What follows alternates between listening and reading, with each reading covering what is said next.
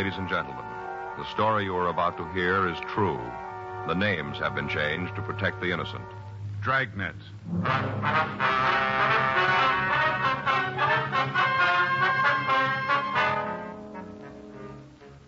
You're a detective sergeant. You're assigned to robbery detail. A hold-up man has been hitting the banks in your city. After 2 months of following down leads, you get a possible identification. Your job? Check it out.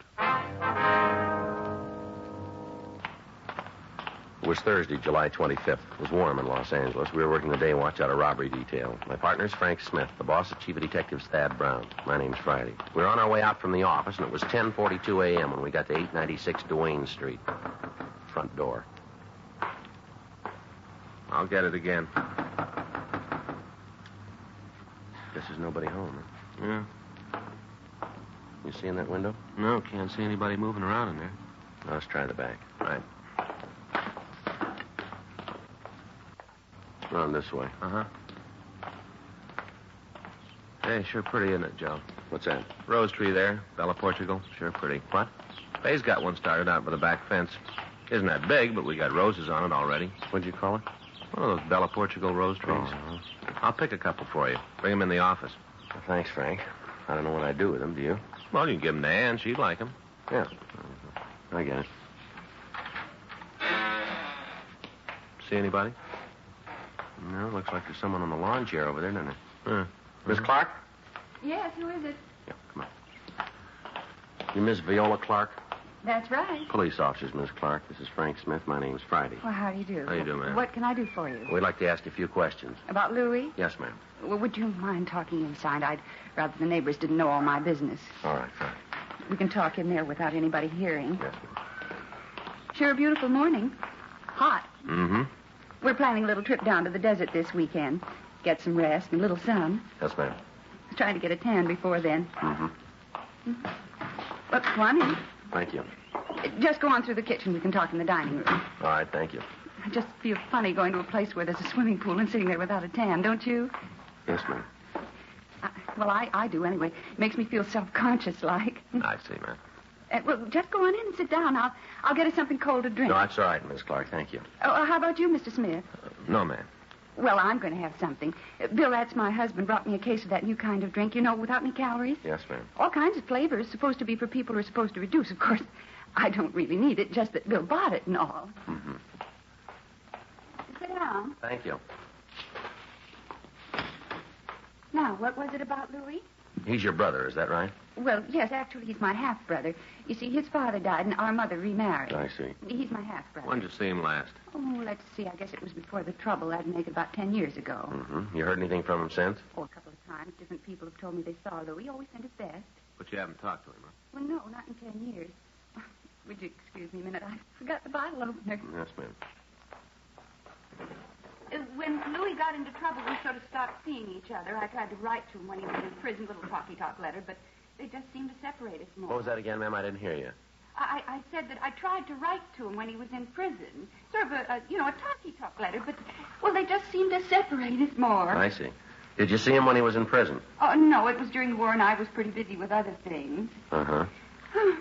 Bill, my husband, was overseas, and I was writing to him, sending him little things. Just never seemed to get around to seeing Louis. I thought about it, but just never quite seemed to get to it. It's a new flavor. Pineapple papaya. Kind of tangy. You sure you don't want any? No, thank you. Oh, that's good. I've got some little crackers, low calorie. Would you like some of them? No, ma'am, thank you. Well, when Louis got out of jail, I heard he went back east, Salt Lake, I think. Got a job with a paint store back there. Mm-hmm. Did pretty good. Something happened, though. He quit or got fired or something. Anyway, he came out here again. Do you have any idea where your brother might be staying? No, last I heard it was in some furnished room down on Pico. Would you have the address? I'm afraid not. Do you have any idea where we might be able to get it? Not the least. Uh-huh. What's he done this time? Well, it'd be better if we talked to him about it, ma'am. Well, it seems to me I'm his sister. You should be able to tell me. I'm certainly going to cooperate with you. I think it'd be better if we talked to him, though. That's the way you're going to handle it. There's not much I can do. Did your brother have any hobbies? Anything that he might try to work at? No, not that I can remember. Well, when he was a kid, I think he used to collect stamps, but then I guess every boy does that.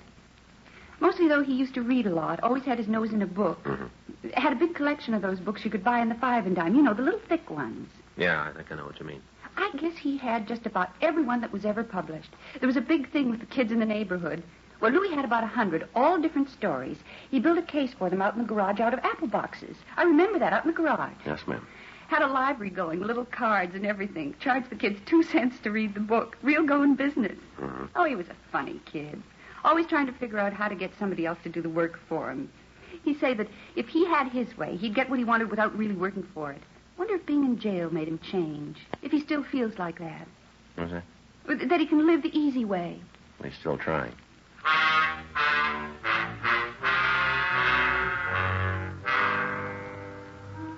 "11:31 a.m. We left the house and continued checking out the friends and relatives of the suspect, Louis Rote. According to his book, he'd been arrested for the first time 10 years previously on charges of 459 burglary, 5 counts. He'd been sentenced to San Quentin. He'd been released 4 years previously. On June 11th, he walked into a bank at the corner of Reservoir and Montana Streets and robbed the place of $1,180. He'd hit again on June 19th, July 12th, and July 23rd. In each instance, the victims were shown mug books, but they were unable to make a positive identification. On July 24th, we talked to a cab driver who had driven the suspect away from the latest holdup. He was able to give us an identification of the suspect, but when we checked the area where Rote had left the cab, we were unable to come up with additional information. The other victims were shown Rote's picture, and all of them made a positive identification. Locals and APBs were gotten out on him, and all places he was known to frequent were checked. Still, we couldn't take him into custody. 2 days passed while we looked for the suspect. On Friday, July 26th, the bank located on Hollywood Boulevard was held up for $1,800. The suspect matched the description of Rote. From one of the people in the vicinity, we got the number of the cab the suspect was supposed to have taken. We got in touch with the traffic manager of the cab company and got the name and stand number of the driver. 9:20 p.m. Frank and I drove out to see him. Corner of Hollywood and Loma Linda? That's right. Bank near there. What time was it supposed to be? Well, the way we got it, about 5. Tonight? That's right. Gee, I don't recall the guy. You sure it was me? Well, we got the number of your cab. Oh, you're pretty busy today. Let me check the wave, though. All right. Let's take a look here. Yeah, here it is. Loma and Hollywood. Where'd you drop the fare off? 2000 block on Sunset. That'd be near Echo Park? Yeah. Can you tell us anything about the man? No, like I told you, I've been pretty busy tonight. Well, it's pretty important. Oh, what kind of things you want to know? Well, what'd he say to you when he got into the cab? Oh, not much. Seems to me he just told me to drive right down Sunset, and then he'd tell me where to let him out. Was there anything about him that stood out? An accent, maybe? Scar, birthmark, anything like that? No, it doesn't seem to me that there was. I could only get a glimpse of him in the rearview mirror. He was kind of sitting off to one side. Kind of hard to see. You don't remember anything about him then, huh? No, nothing to help. Did you say where he was going? Well, not that I remember. Just told me to drive right down Sunset until he told me to stop. When he got out of the cab, did you see where he went? I didn't notice. He said something about getting a drink and asked me if I could name a good bar for him. Did you? I couldn't. I don't know the neighborhood very well. I told him they were all probably pretty good. Did he seem drunk to you? Well, he had more than a couple. I can't tell you how many. You know, some guys can hold more than others without showing it. Yeah. Well, he was like that. Hard to tell how many he'd lifted. Uh-huh. Say, something might help. I just thought of it. Yeah, what's that? He had a kind of a mole on his face right by his mouth. On which side, do you remember? Well, let me think now. I was looking at him in the mirror. It was on his left side. The mirror shows things on the side that... Yeah, it'd be on his left side. Mm-hmm. Yeah, I always get mixed up like that. You know, when you look in the mirror, if you got something on the right side of your face, it's on the left side of the mirror. Yeah. Well, I was looking at him, so it'd be on the same side as I saw it. Yes, sir, it was the left side. Where was the mole? Right here, right by the upper lip. Not real big so as you'd notice it right off. Yeah, I forgot about it until just now. And when he paid the cab bill, what did he use? You mean the size bill he gave me? Yeah. A 20. I think I got it right here. Real new. Yeah, here it is. He had a whole fistful of bills just like this, all brand new. Mm-hmm. I asked him if he was going on a trip. You know, people draw a lot of money out when they're going to take a trip. I figured maybe that's what he was going to do. What did he say? Well, he said he wasn't. He said he just made a withdrawal from the bank, but he said he wasn't going away. Well, he's wrong there. Huh? As soon as we find him, he is.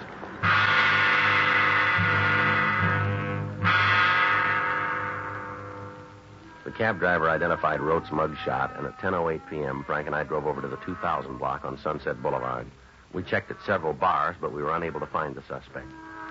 One of the bartenders said he thought that a man answering Rote's description might have been in, but he couldn't be sure.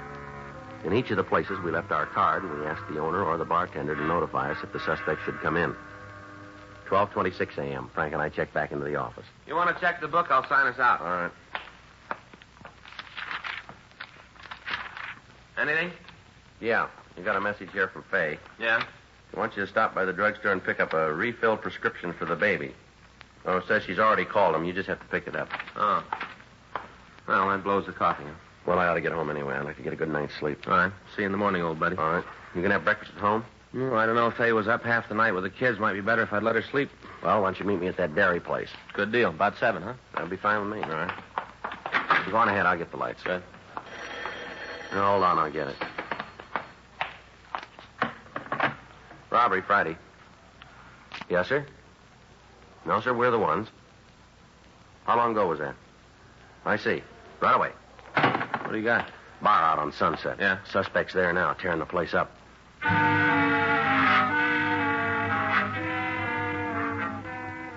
We left the city hall and we drove over to the bar on Sunset Boulevard. By the time we'd gotten there, a police unit had arrived and the disturbance was under control. The suspect had left the scene and a broadcast was put out to all cars in the area carrying his description and the description of the clothing he was wearing. When we walked into the bartender was sitting at one of the tables in the back of the place holding a stake to his left eye. The place itself was a mess. Bar stools were scattered over the floor, tables were upended. The back bar was smashed and the mirror that ran along the length of the bar itself was broken. Frank and I checked with the officers from the unit, and then we went back to talk to the bartender. Why didn't you guys tell me about him? Sir? Why didn't you tell me who he was? I didn't know. Look at this place. Look what he did. What started the fight? I don't know. Did you recognize him when he came in? No, right off. He sat down, ordered a drink. Next thing I know, the place is coming down around me. And when did you know he was the man we were looking for? After he belted the fella next to him, that's when I knew. Called you right away. You should have told me he was rough. You should have told me. Well, we told you not to try to take him yourself. But you didn't make a point of it. I just thought it was something you told everybody. Can you tell us what he said when he came in? We were having a nice night. Pretty good business. Sitting there watching the fights on the television. Nice and quiet. Pouring good. Looked like a good night for the till. Yeah. Door swings open, and in comes this guy. I didn't pay any attention to him. Walked over and sat at the bar. Right there in the middle. Sat at the bar. Mm-hmm. Ordered a highball. He had a couple. I should have known right then. I'd been in this business any time at all. You should be able to spot the ones that are likely to cause trouble. What did he ask for in the drink? Bourbon and ginger. I mixed it, collected for it, and then went back to watching the fight. I had a little bet on it. Always take the white corner with one of the regulars. You know, a couple of bucks. Mm-hmm. I'm standing there watching the fight. All of a sudden, there's one going on in the room. This new guy and the fella next to him. Going at it hot and heavy. All right, go on. This do any good, you know? What's that? Holding a stake on a black eye. Supposed to take swelling down. I wouldn't know, sir. Sure hope so. The guy laid a bottle on my cheek. Feels like he broke something. You want us to call a doctor for you? No, I'll check one later. Other cops asked me the same thing. I'm all right. Yes, sir. Would you like to go ahead with your story, please? Not much more to tell. The place just seemed to explode. I jumped over the bar. I got a billy club in the back. Grabbed that and jumped over the bar and tried to get the two guys apart. They were throwing everything they could lay their hands on at each other. Well, look at the place. You bet if I just put a lock on the door and open up someplace else, it'd be easier. Just to be sure, would you take a look at these?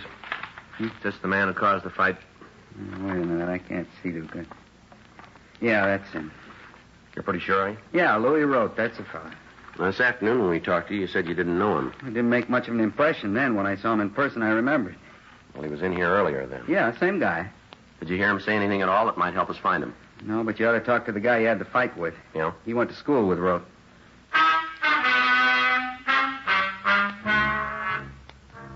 We got the name of the man the suspect had the fight with. We drove over to his home and talked to him. He explained that he'd been enrolled in a night class with Rote. He went on to say that they'd met at school when both of them were studying criminology at one of the colleges in the area. We got what information we could about Rote, and then Frank and I went back to the office. We tried to contact the school, but we were not able to reach anyone who could check the registration records for us. The next morning, we called the head registrar and asked her to check the records in the college night extension courses for a Louis Rote. 30 minutes later, she called back with the suspect's address. Frank and I left the office and drove out to the place, a 2-story boarding house out on Adams Boulevard. Rote had moved, but he'd left a forwarding address. We drove over there and found that he was still registered. We got the number of the room. We went upstairs. Frank stood on one side of the door while I took the other. Just a minute.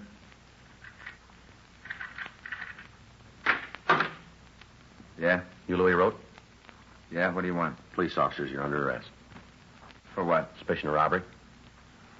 How'd you get to me? We did. Can I get a coat? No, you tell us where it is. We'll get it for you. Closet over there. I'll get it. There's a bottle of aspirin in the pocket there. Make sure you don't drop it. Hangover I got, I'm going to need something. Yeah. Don't think I ever had a headache like this one. Terrible. Well, you better get used to it. Huh? They're going to get worse.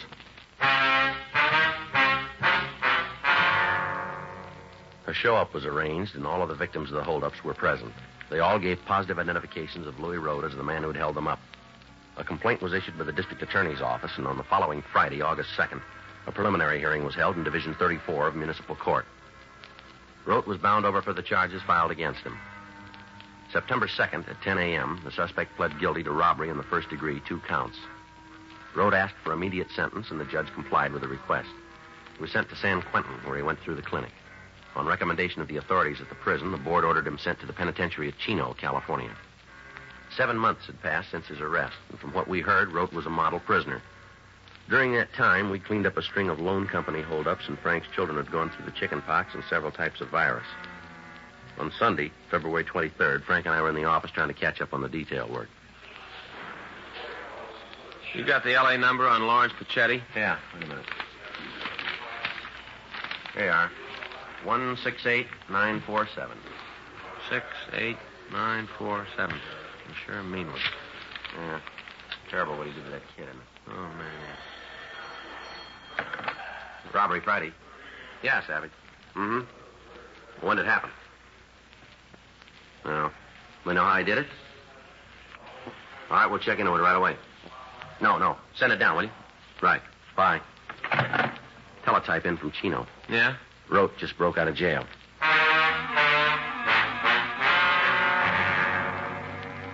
An immediate watch was put out on all the places Rote was known to frequent. All officers in the field were supplied with descriptions and pictures of the suspect. From the story as we got it from the prison officials, we were able to piece together the method of Rote's escape. Several months before he'd started on the bank robberies, he'd gotten work as a day laborer up at Chino.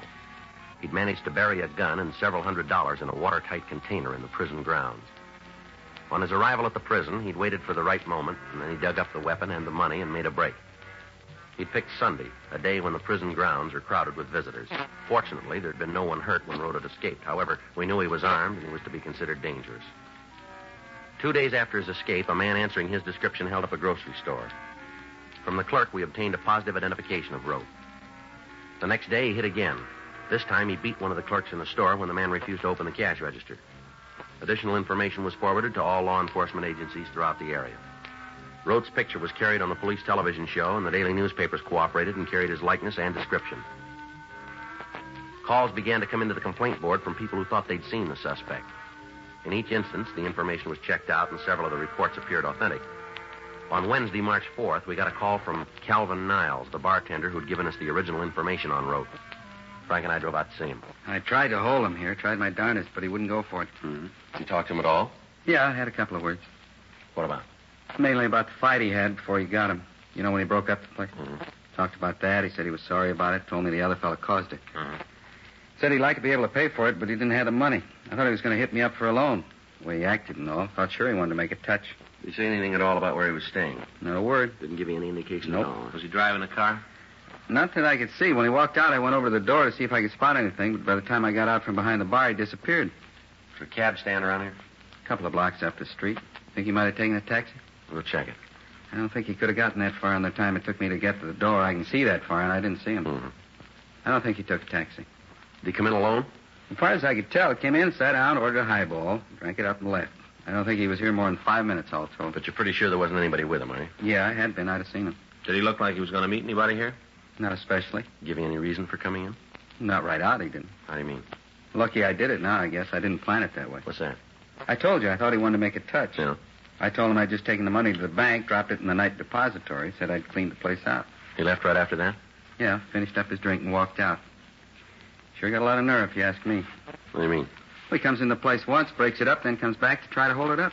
Well, you're not sure about that, are you? As far as I'm concerned, that's what he came in for. Can you give us a description of what he was wearing? Plain blue suit. Looked like it was gabardine, 2-button. How about a hat? No, he wasn't wearing one. Had on a white shirt, black knit tie, you know, the narrow kind. One of those little stick pins shaped like a little ladybug. You know the kind I mean? Yes, sir. One of those. All right, Mr. Niles, if anything more comes up, we'd appreciate a call from you. You get it. I'll tell you one thing, Sergeant. What's that? After that fight, I did just about everything I could to help business, help pay for the damage. Yes, sir. This is one customer I want to lose.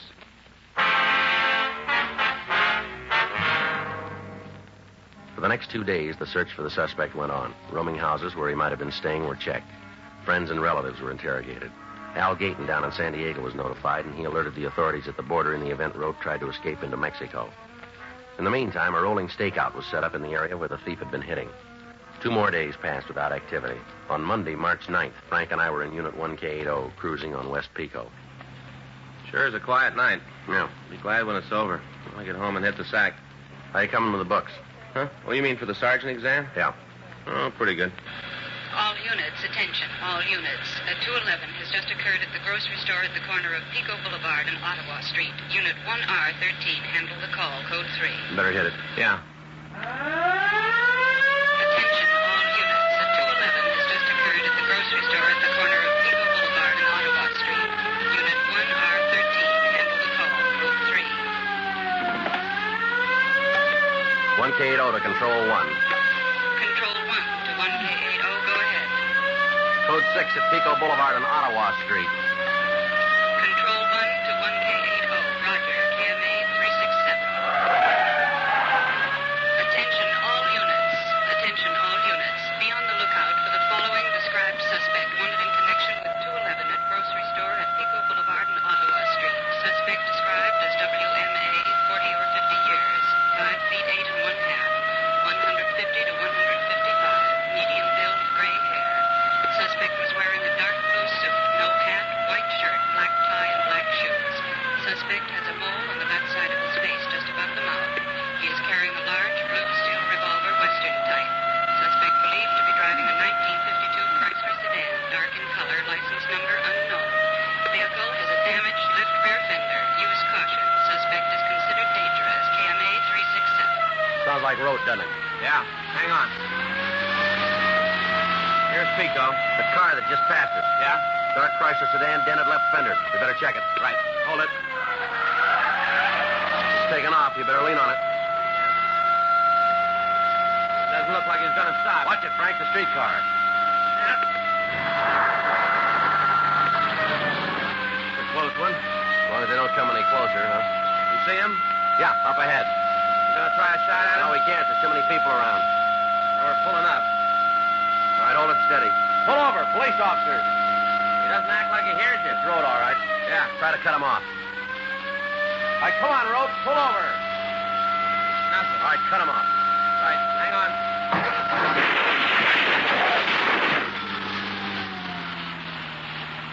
Come on, pull up. Let's go. Oh, he really plowed into that lamppost. Yeah. All right, come on, out of the car. All right.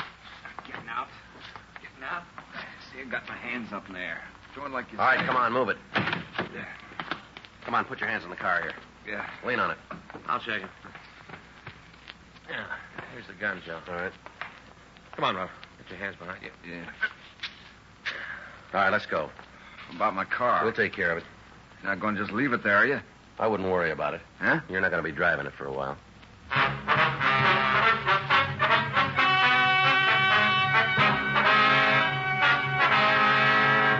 Louis Albert Rote was tried and convicted of robbery in the first degree, 4 counts, and violation of Section 4530 PC, escape.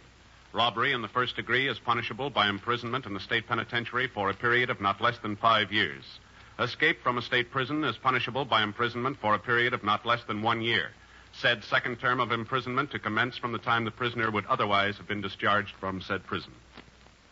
You have just heard Dragnet, the authentic story of your police force in action, and starring Jack Webb, a presentation of the United States Armed Forces Radio Service.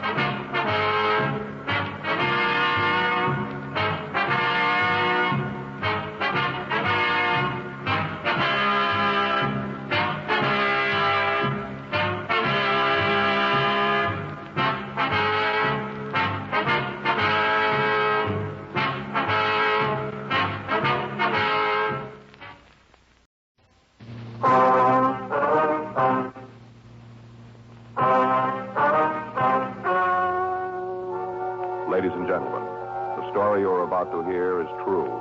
The names were changed to protect the innocent. Dragnet.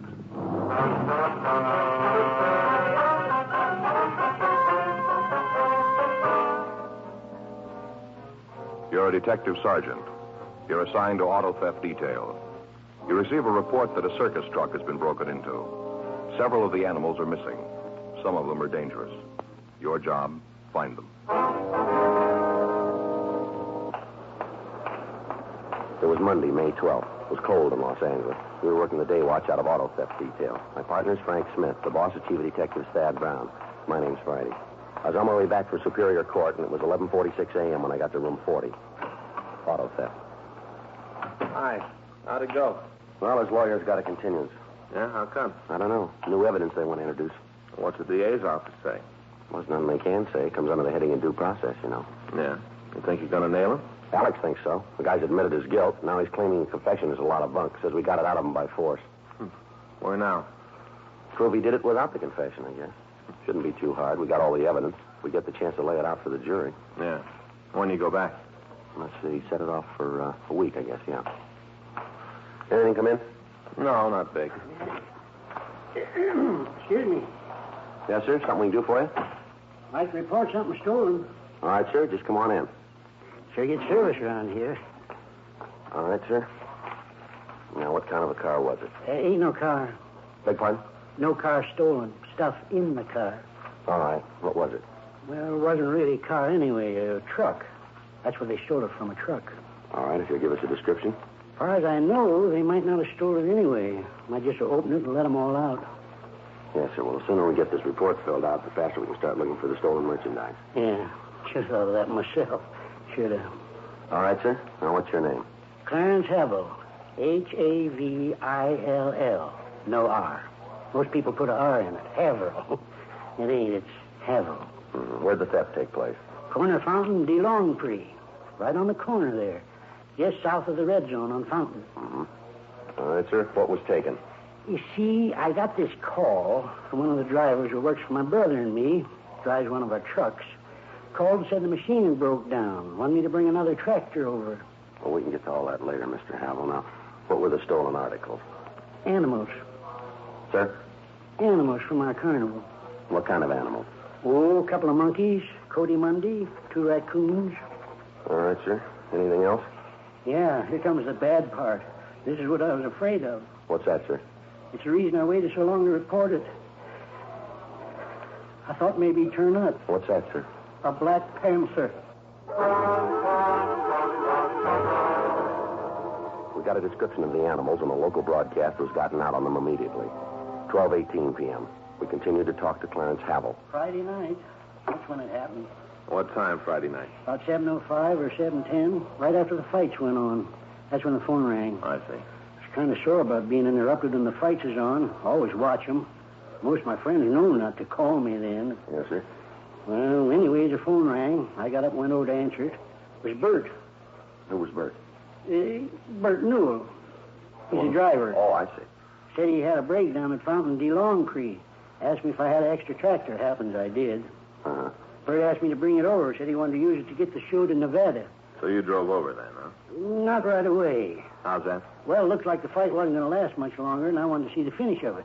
So I stuck around for a couple more rounds. After that, I left. Uh-huh. Drove over and found Bert right on the corner, just standing there, not trying to do nothing about the breakdown, just standing there. Yes, sir. Well, you just bet I read him off. Told him the least he could have done was get out a wrench or something, tried to find the trouble. I read him off good. Yes, sir. Didn't do no good. He's shiftless, you know. Real shiftless. Yes, sir. You know Bert, do you? No, sir. Shiftless. You know him, you know that. You want to go on, please? Yeah, oh, yeah.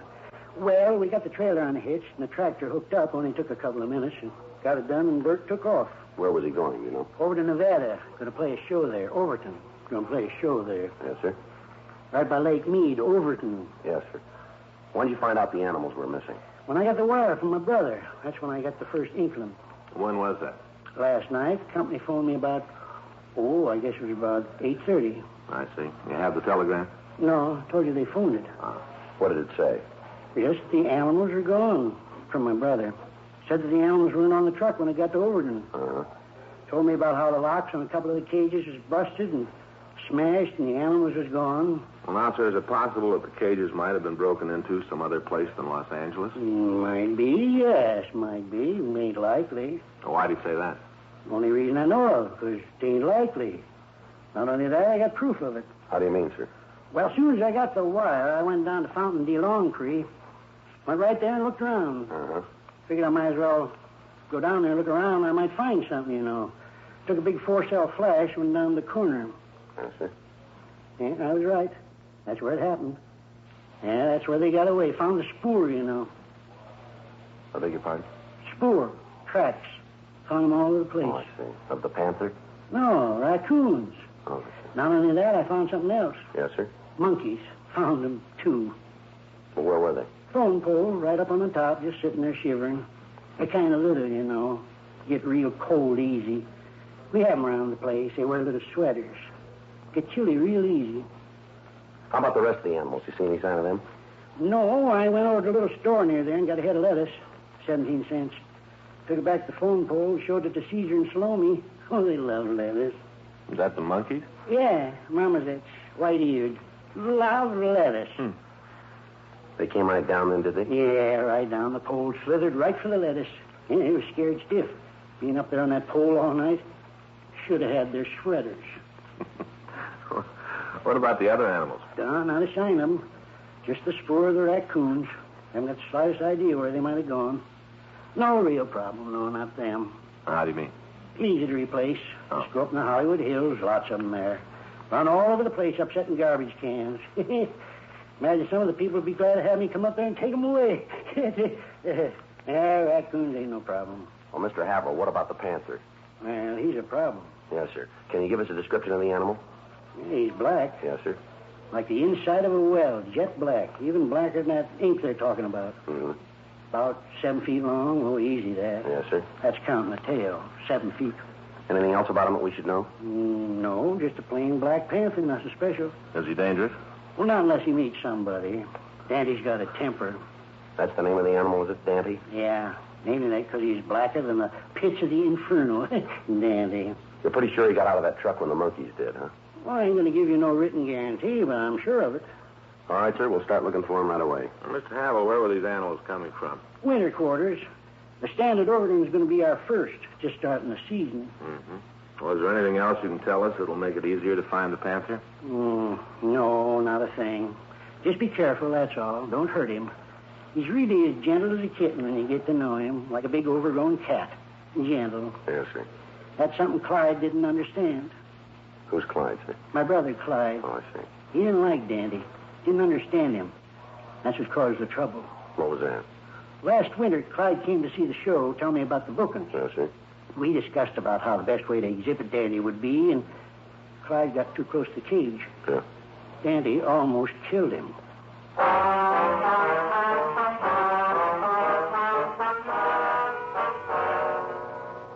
All officers in the area where the panther had escaped were notified, and an additional team of men were called from Metropolitan Reserves to patrol the vicinity. The presence of the animal on city streets presented a very real menace to all citizens in the city. A team of detectives from Auto Theft Detail were dispatched to the corner of Fountain and DeLongpre to talk to the people who lived in the area. However, they were unable to come up with any new information on the escaped panther. Frank and I talked to Chief of Detectives Thad Brown and with Captain Nelson. It was decided to start a block-by-block search for the missing cat. Authorities from the Griffith Park Zoo were consulted as to the possible hiding places of the animal. When the afternoon newspapers hit the streets, calls began to flood the complaint board asking for additional information on the panther. Local radio and television broadcasts carried stories about the escape, and the number of calls went up. Additional men had to be called to care for the switchboards. The search went on. Frank and I worked in the field along with the other men from Auto Theft Detail and officers from Metro Division. Every possible hiding place in the vicinity of Fountain and DeLongpre was searched without turning up any new information on the cat. It was the opinion of authorities that the panther might try to hide in the brush of the Hollywood Hills, and the search was moved to that vicinity. Tuesday, May 12th, Frank and I got back to the office from the area. We'd been up all night looking for the animal. You want to check with the skipper? Anybody around who can bring in some coffee? I'll call Sal. He'll bring some over. That'll be a good idea. Ask him to send over a sandwich, too, will you? Yeah, what kind you want? I don't care. Just tell him to make sure the coffee's hot. Yeah. Yes, sir? I'd like to talk to the men who are working on the Panther thing. Yes, sir. Come right in. Near the end of the hall, I'd find him here. Well, I'm Sergeant Friday. Maybe I can help you. You working with the search party? Yes, sir. My partner and I have been out with them. Have they caught it yet? No, sir, not yet. They know where it is? Well, no, sir, we don't. That's what I thought. I'm Sidney Norton. I live in this town. Yes, sir? Got a family. I pay taxes. Uh-huh. Just want to ask one question. Yes, sir, go ahead. Now, according to the papers, this Havel, or whatever his name is, he owns the Panther. Is that right? His name's Clarence Havel. But he owns the cat. Yes, sir, that's right. Well, I want his address. Beg your pardon? I want the number of his house. That's simple, isn't it? Well, we're not allowed to give that out. I'm sorry. All I want is his address so I can go over there and punch him right in the nose. You going to give it to me? No, sir. Who's your superior? Captain Nelson. Well, where is he? I want to talk to him. He's in Chief Brown's office right now. Well, where's that? It's down at the end of the hall, office number 26. All right, I'll talk to him. I want that man's address, and I want it now. Terrible thing for the law to allow a person to keep animals like that so they can get away and walk around killing anybody they meet. If you cops can't do anything about it, I can. You can just bet I can. Well, if you go out and cause Mr. Havel any trouble, you're liable for arrest, sir. By whom? Any policeman that he wants to call. Well, you protect him, but you don't care about me and my family, is that it? No, sir. You've both got rights of protection under the law. Now, if Havel's done anything, we'll take care of it. When? As soon as we find that Panther. Well, you may just be wrong. I've been talking around. There are a lot of people who feel like I do, a lot of them. Enough, maybe, to decide to do things our way. Well, I wouldn't try it, Mr. Norton. Too late, mister. You can't do anything about it. We will. Me and my friends. We'll take care of it. It's out of your hands. We'll take care of Havel. Take care of him good. I wouldn't make book on that. Who's going to stop us? Like I told you, any cop that Havel calls. Frank and I talked to Sidney Norton, and we finally convinced him that any action he might take would not help the situation. We sent him home, and then we met with Captain Nelson and Chief Brown. The progress of the search was reviewed, and it was decided to continue it in the Lake Hollywood area and in the upper Griffith Park Hills. All days off had been canceled, and additional officers were joining in the hunt for the Panther. After the meeting, Frank and I got some breakfast, and then we drove out to Clarence Havel's home. It was a large ranch house at the corner of Victory Boulevard and Monterey Avenue out in the San Fernando Valley. We drove through the gate and we parked the car. Clarence Havel was sitting on the large porch waiting for us. A small monkey was sitting on his shoulder. Hi, come on up and sit down. Yes, sir. How's it going, Mr. Friday? Mr. Smith? All right, sir. Pretty good, sir. Get you anything? Glass of ginger beer, maybe? Got some cold in the icebox? No, sir. No, thanks. Heard from my brother this morning. All right? Mm-hmm. In Nevada. Got a telegram. Company phoned it to me again. Good news. What's that, sir? Well, beginning to look like it's all a mistake. Sir? The whole thing. Looks like the animals didn't get away here in Los Angeles. Why do you say that? Well, it's a telegram from my brother. Says they found the Cody Monday and one of the raccoons in Baker, California. Found them alongside the road. Tired and hungry. Guess they're sorry now they got out of the truck. Well, how about the Panther? Any word on him? No, not yet, but Clyde set some men out to look for it. Sure Dandy will turn up. How can we get in touch with your brother, Havel? Can't. What? Can't get in touch with him. Out in the desert looking for Dandy. Out of touch. Can you give us the address of your winter quarters here in town? I can't do that, Mr. Friday. Why not? Don't know him. Well, sir, you run a circus and you don't know where the animals are kept? Well, not really a circus, a carnival. Yes, sir, we understand, but what's the address? I don't know. You haven't any idea? Not the least. And you can't tell us where to reach your brother? He's out looking for Dandy. Now, how about it, Havel? Something that you're not telling us? Havel? Yeah? Well, is there? We haven't got no regular winter quarters, not regular set up. That's why I can't tell you where it is. Mm-hmm. Ain't none. All right, go ahead. You see, the Havel Amalgamated Combined Show is really a gypsy carnival. How do you mean that? Well, we ain't got no big operation. A couple of mangy animals. We don't have a license to keep them in the city. Only quarters we got are vacant lots. We set up and stay there until the neighbor starts complaining, and we move on. Trucks for the show are registered in states where the fee is smallest, and we got about every deal we could to keep the cost of operation down. Now, what about the Panther? Dandy? Yes, sir. Only real attraction we got. Man killer. I told you about how I almost got Clyde, didn't I? I told you that. Yes, sir. Gotta understand, Dandy, or nothing works with him. Is that right? Might be something about Dandy. Could be our officer. We gave him this number. Yeah, just a minute.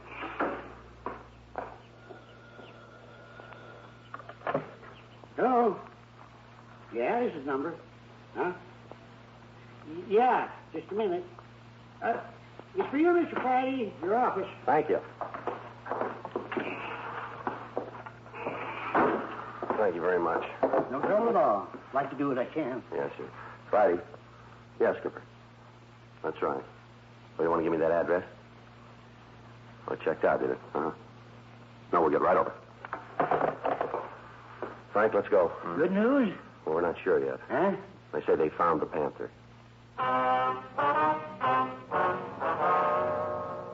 The address we'd gotten on the telephone was in the Hollywood Hills just off Beechwood Drive. Frank and I drove down the freeway, turned off at Gower, up Franklin to Beechwood, and we continued up to Ledgewood Drive. By the time we got there, other units had arrived, and the immediate vicinity where the animal had been seen was surrounded. From one of the officers, we got the story. The panther had been seen by one of the civilians searching the area. The animal had run between two houses and jumped through a window into a ground floor garage.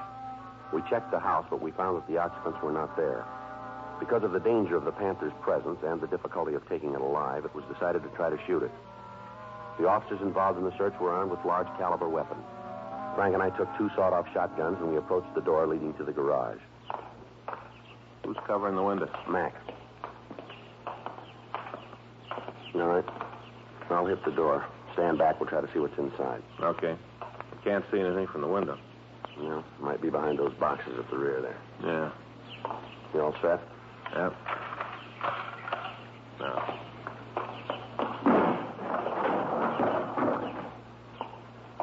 See anything? No. Wait a minute. Back there, behind the cases. Looks like something there. All right, you take that side. Right. Take it easy. You don't have to spell it.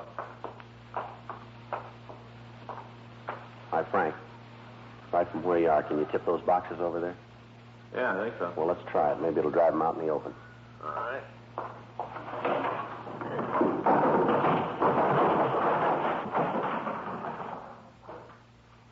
Well, there he is. Yeah. Looks pretty mean. Black tomcat.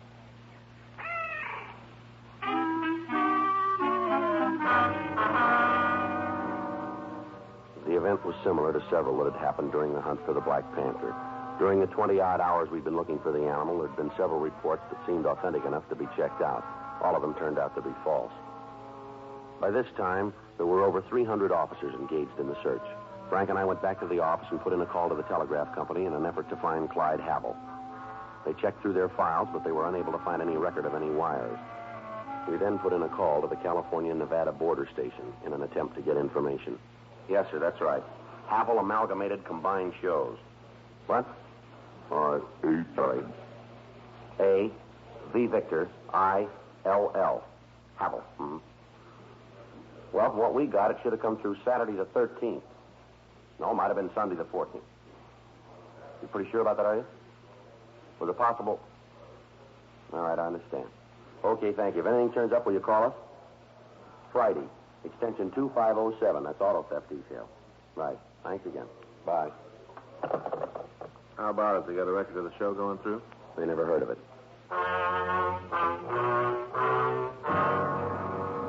We immediately put in a call to the authorities in Baker, California. We talked with members of the State Highway Patrol, and from them we obtained the information that there had been no stray animals captured in the vicinity during the past few days.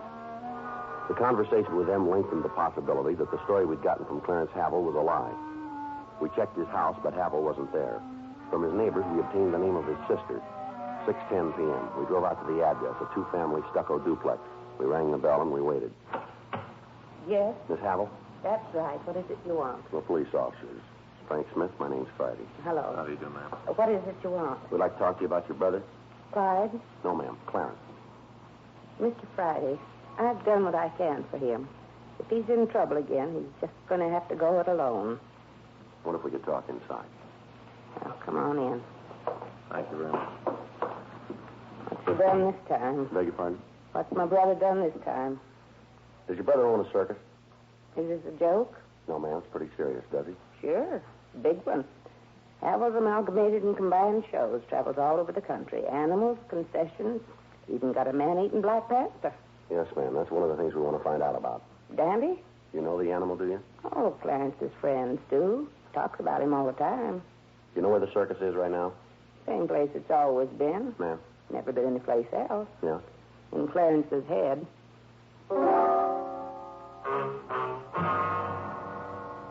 We continued to talk to Lillian Havel. From her, we got the background of the story. She told us that her brother had been a press agent for one of the larger carnivals, but that he'd been discharged several years before. Since that time, he talked of very little else but the day when he'd be able to start his own show starring Dante, the man-killing Black Panther.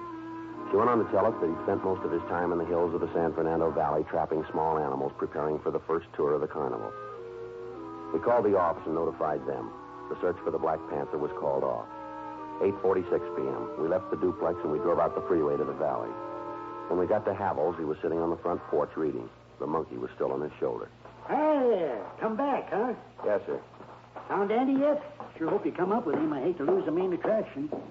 Ain't had any word of him yet, huh? No. He's a sly one, old Dante. Sly. He knows if you find him, he'll go back in the cage. You just keep looking, though. He'll turn up. Search has been called off, Havel. Called off? That's right. You mean you quit looking? That's right. Well, you can't do that. You can't. Dangerous animal like that loose in the city, all the people in dire danger. You can't call off the posse. Why don't you tell us about it?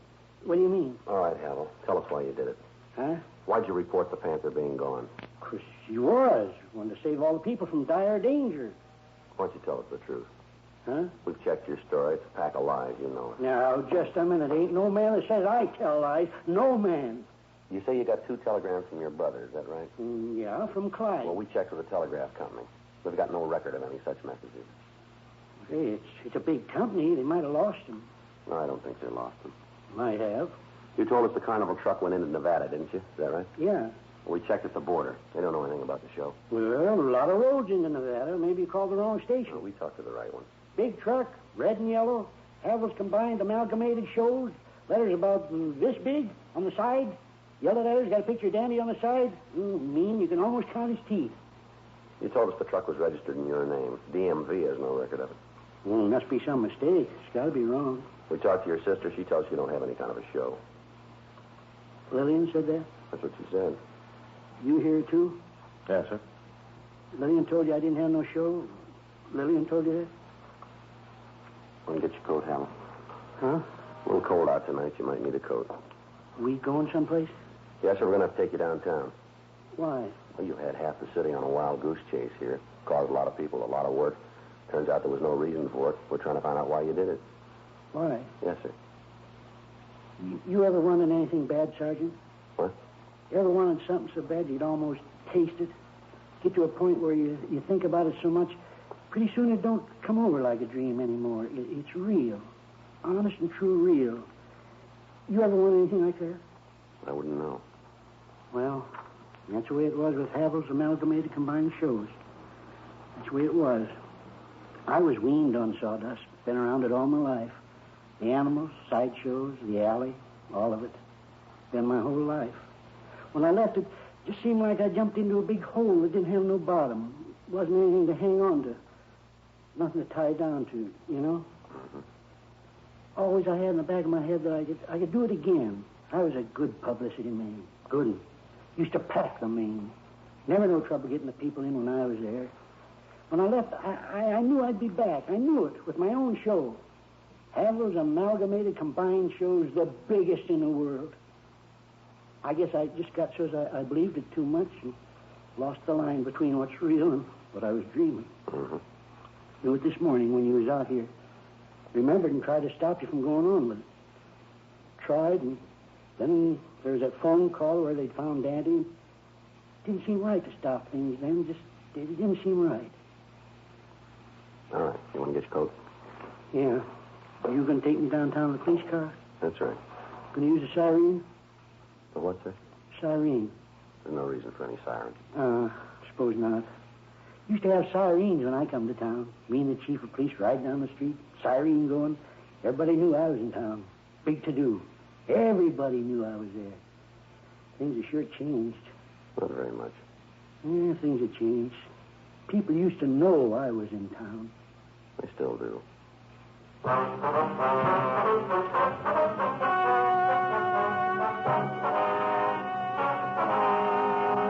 Clarence Neil Havel was held over for a sanity hearing in Superior Court. On recommendation of the court, appropriate action was taken. Dragnet. The story of your police force in action is a presentation of the United States Armed Forces Radio Service.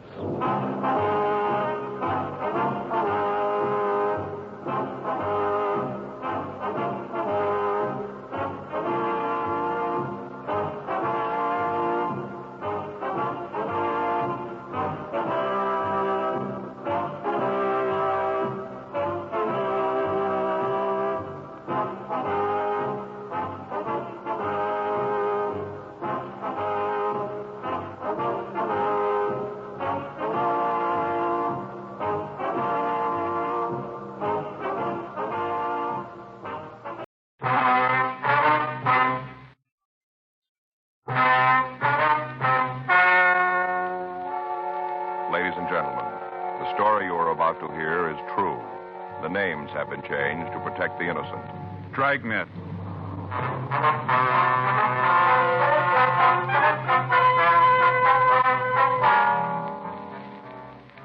You're a detective sergeant.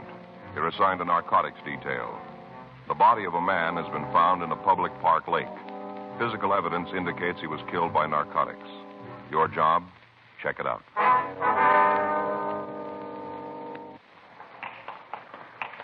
It was Monday, July 9th. It was warm in Los Angeles. We were working the day watch out of narcotics detail. My partner's Frank Smith. The boss is Captain Shy. My name's Friday. We were on our way out from the office, and it was 10:23 a.m. when we got to room 42. Homicide. Yeah, that's right. Mm-hmm. You got a name on him? Yeah. Hi, Joe. Frank. Oh, yeah. Yeah, be right with you. Yeah? What's the spelling on that? Mm-hmm. Yeah, I'll check it out. Right. I'll call you back. Mm-hmm. Bye. Jack, how's it going? Pretty good. With you? Well, it doesn't do much good to kick. Yeah, it never worked for me. What do you got for it? Wait a minute, I'll get the pictures. All right. We got it late Saturday night. Just got the results of the autopsy this morning. Thought maybe you and Frank would be interested. Here, let me clear the table. What is it? Oh, here. The way we got the story goes together like this. A couple of kids on their way home from a late show walked through MacArthur Park. Must have been about 10:30. Yeah. Stopped by the side of the lake for a minute, and they saw something in the water. Went down to check it and found the body of a man. Yeah. Here's a picture where we found him. Mm-hmm. Contacted the park authorities, and they called the police. Felony car answered, and they called us. Uh-huh. You know who he is? No ID on him. Made him through his prints. Name's Walter Gilmer. Appears to be his true name. Got several aliases. How about his background? Been picked up for just about everything in the code. Copy of his arrest record. That's right. Your first arrest when he was 14. Yeah. Been piling him up ever since. He added up, he spent over half his life in prison. Mm-hmm. The way it looks, he died someplace else. How do you figure that, Jack? Oh, here. This is a picture taken of the path leading to the lake. Yeah. See here, the tracks? Mm-hmm. Looks like he was dragged down the gravel path and then dropped into the water. Mm-hmm. Yeah. See there, Joe? Yeah. What killed him? Yeah, had us for a while. No evidence of violence that could have done it. In his record, there are half a dozen people in town who'd like to take care of it. Yeah. Copy of the autopsy report. Mm-hmm. That'll explain why we thought you might want a piece of it. No. Died of narcotics poisoning.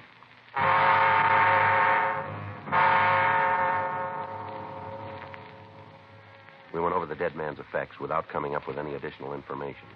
From the report of the coroner's office, we knew that Gilmer had died of narcotics poisoning. We were not able to tell the type of the narcotics used, but it was listed as either heroin or morphine. During the past 3 months, the Southland had been flooded with an inferior grade of heroin. From chemical analysis, we knew that it was being processed in Mexico.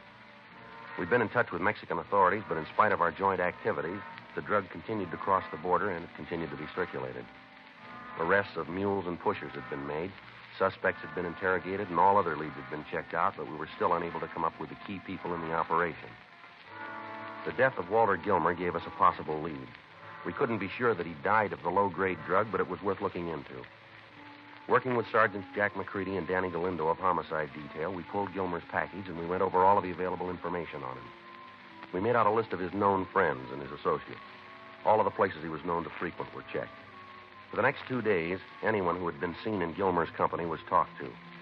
Apparently, we were at a dead end. Thursday, July 12th, 11:14 a.m., Frank and I got back from talking to an informant. There was a note in the book to call McCready. McCready there? Yeah. Oh, Jack, Joe Friday. Mm-hmm. Well, where's he now? No, we'll be right over. Thank you. What's he got? One of Gilmer's friends. Yeah? Says he was with Gilmer when he died. Frank and I left the Central Police Station and walked over to the City Hall. By the time we'd gotten there, McCready had pulled the suspect's package and had what background information there was on the man. The three of us talked to him in the interrogation room. For the record, what's your name? David Flack, How old are you? 26. That's still your address? Yeah? How well did you know this Walter Gilmer? We roomed together. How long? A couple of years. According to your package here, you've had several arrests for being a user. Is that right? You got the paper. Told us you were with Gilmer when he died. Now, look, there you go again. What? I said I was with him when he was sick, that's all. We got together Saturday night, had dinner, and Walt didn't feel so good. He shoved off, said he was going home and get some rest. It's the last time I saw him. He went home to get some rest. Go ahead. With what? There ain't no more to say. You guys asked me, remember? We talked to the manager of your apartment house. Real goof, ain't she? She said you and Gilmer came in together Saturday night, puts the time about 8:30. Says the two of you stayed there till about 9:30. Then she heard you come out of the elevator with Gilmer. She's got real big ears. That's what she says. Goes on to tell us that she went to the door of her apartment, looked out into the hall. Says she saw you carry Gilmer out of the apartment building. I carried Walt out? That's what she says. You know how big Walt is? We got an idea. Well, you know I couldn't carry him any place. God weighs me about 50 pounds. I ain't that strong. The landlady's willing to testify to it. Yeah, she talks a lot. She's going to talk you right into the joint. We find Gilmer an hour later dead. You're the last person seen with him. Fit you real good, Flack. From here, it looks like you're right for a 187 charge. You figure you can nail me down for murder, huh? It's worth a try. Yeah, but can you make it go? We think so. Now, one thing's going to louse it up. Yeah? I didn't do it. I had no part in it. None. You better tell us then, huh?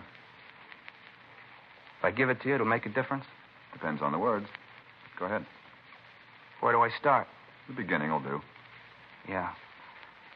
I guess Saturday afternoon's as good as any. We'll listen.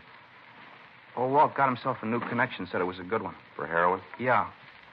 Got a good buy and a couple of bindles, said it was a real good deal. You know where? No, he wouldn't tell me. He just said it was his and that when I needed some stuff, he'd set it up for me. You're on H2, huh? Yeah, why lie to you? A couple of days in the tank will bring it out anyway. Yeah, I'm swinging a pretty good habit. How much? Shooting 3 a day. All right, go ahead. Oh, Walt had a fix about 4 in the afternoon. We were going out for dinner, and Walt said he had enough H so he could take one for free. Mm-hmm. After that, we went out and got something to eat. Walt didn't eat much, said he felt way out, didn't hardly eat at all. Yeah? Went back to the apartment, sat around, talked. Tried to get him to tell me where he made the connection. He just laughed and said it was the best thing he ever fell into. Didn't he give you any idea? No, not a smell. All right. Well, pretty soon he said he didn't feel so good. I thought maybe he needed another pop. I asked him if he wanted me to cook it for him. He said no. Said he just wanted to get some air. Told me he couldn't breathe too good. Just lay there on the bed grabbing for air. Mm-hmm. I asked him if he wanted me to call a doctor, get somebody up there to fix him. He looked pretty bad. Yeah. He told me he didn't want anybody, just to leave him alone. Mm-hmm. About an hour later, I checked with him. I wanted to see if he felt any better. He was dead. You took him out of the apartment then? Yeah, I got scared. I didn't know what had happened, but I could see you guys laying it on me. What'd you do? Took him out to the park, got him in the back seat of the car, and took him out there. I sat in the car for about 15 minutes waiting for a couple of kids to leave. They were sitting on a bench near there talking. I had to wait for them to leave. Yeah. After they'd gone, I dragged Walt down the water and dumped him in the lake. What about his identification? Took it out of his pocket. Figured it'd give me a couple of days to try and grow an alibi. Figured it'd take that long for you to find out who he was. You just left him in the lake then, huh? Yeah. Drove back to the house and tried to figure what to do. Think of somebody who'd go me an alibi. You haven't got any idea where Gilmer made the connection, huh? No. You know where he went Saturday afternoon? No, he left the place about 10 in the morning. I didn't see him until about 3 or maybe 3:30. He was holding pretty good then, real happy, laughing it up all over the place. Oh, Walt, he had a real good laugh when he was feeling good. Gee, I still can't get it straight that he's dead. Gilmer have any close friends that you know of? Couple, not more than that. Want to give us their names? I guess, as long as they don't find out. Did you meet any new people he told you about? Well, if he did, he didn't say nothing. I'm sorry. I'd sure like to help you. It's a lousy trick making Walt think he was getting such a good deal and having it turn out like this. It's a lousy deal. Mm-hmm. He was real happy because he thought he scored real big, got it real cheap. Told me he hardly paid anything for it. Well, he had it wrong, didn't he? Huh? It was overcharged.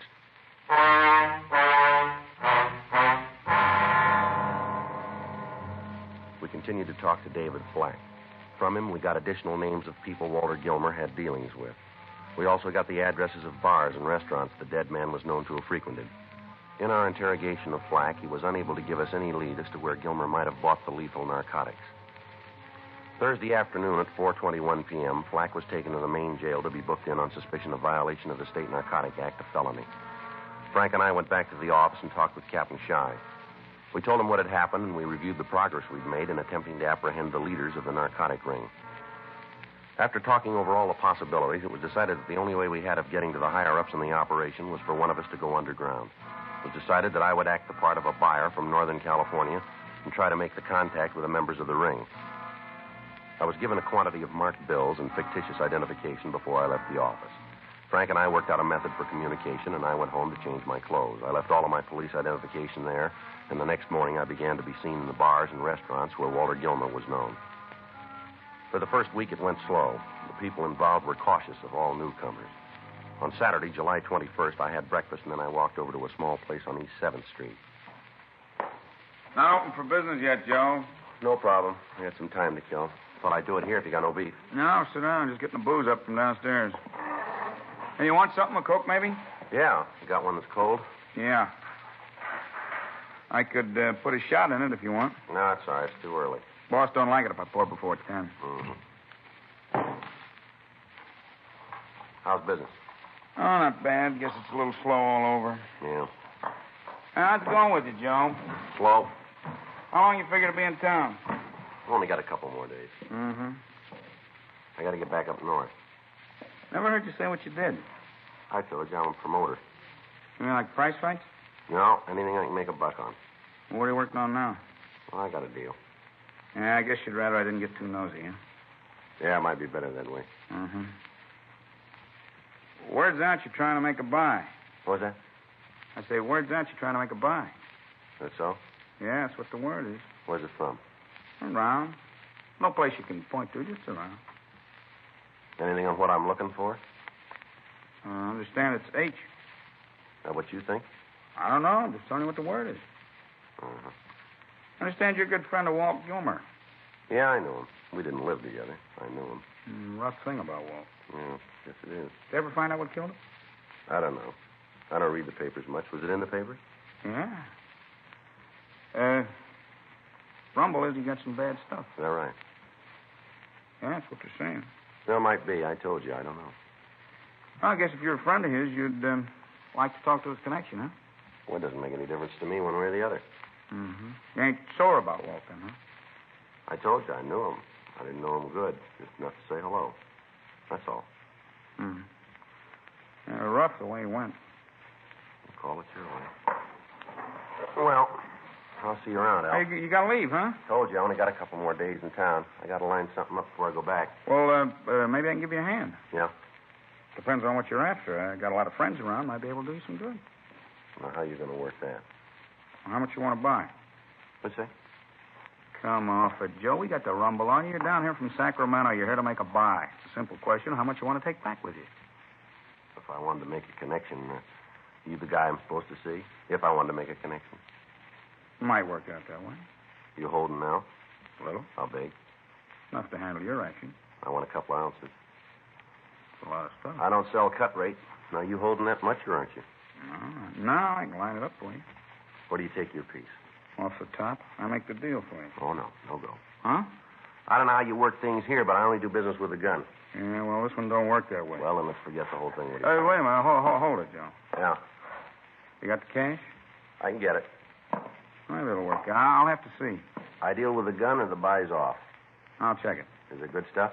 Best we got to offer. That's not much of an answer, is it? It's good. When will you know? When will you know? We'll wait here. I'll make a phone call. All right.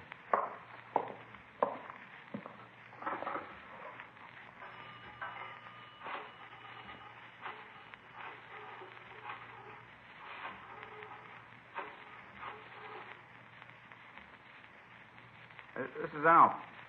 Yeah, I know, but this is important. Got a guy here who wants to buy a couple of shirts. All large size. Uh-huh. As far as we know, he is.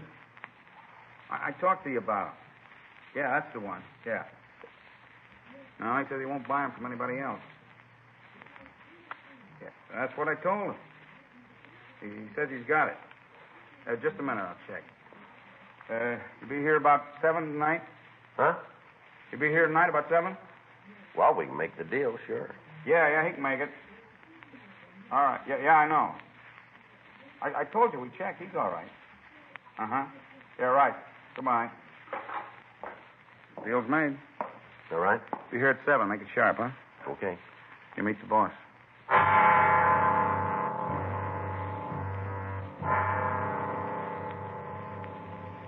I got in touch with Frank, and I filled him in on what had happened. For the first time in several months, it appeared as if we had a concrete lead to the operators of the dope ring. It was arranged to keep the bar under surveillance, but not to take anybody into custody until a buy had been made. I went back to the room I was renting, and I waited. I left at 5:30, had something to eat, and at 5 minutes of 7, I walked into the bar. The place was crowded. There wasn't an empty stool, and most of the booths were taken. I edged up to the bar and caught the bartender's attention. Hiya, Joe. You're early. No, you said 7 sharp. Yeah. We gonna do business? Wait till I get out from behind the bar. Yeah. Back here, Joe. Yeah, here it is. You're joking, aren't you? No, Joe, this is the boss. Well, I had it figured a little different. Yeah, everybody does.